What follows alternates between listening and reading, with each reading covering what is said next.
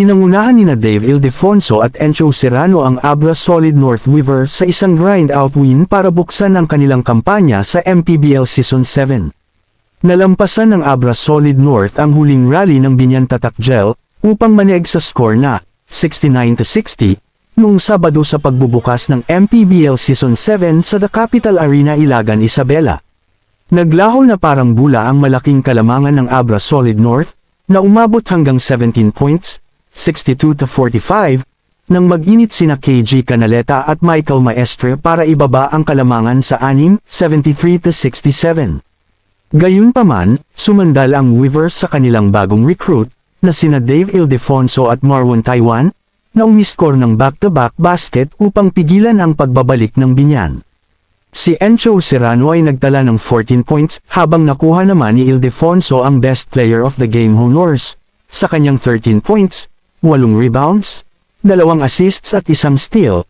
Nagambag naman si ex-San Juan Knights na si Taiwan, ng 12 puntos, 4 na rebound at 2 assist, gayon din ang dating De La Salle Green Archer bigman na si Raven Gonzalez na may 12 points, 5 rebound at 2 assist.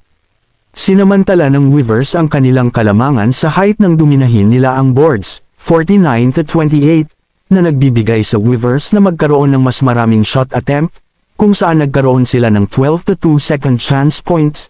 Hamakot ang mga big men ng Weavers na sina Tohao at Uduba ng tig 11 at 9 boards na naging istorya ng laro. Nagtala tig 11 puntos sina Pamboy Raimundo at KG Canaleta, habang si Jerick James Pido ay may 8 points para sa Binyan.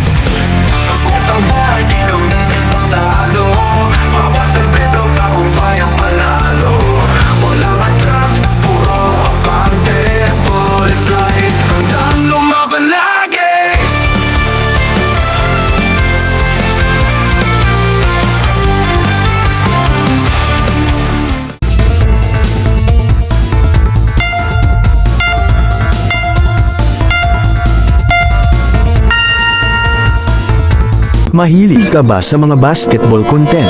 Baka pwedeng pahit ng subscribe button para updated ka sa tuwing may bago tayong upload. Salamat hanggang sa muli.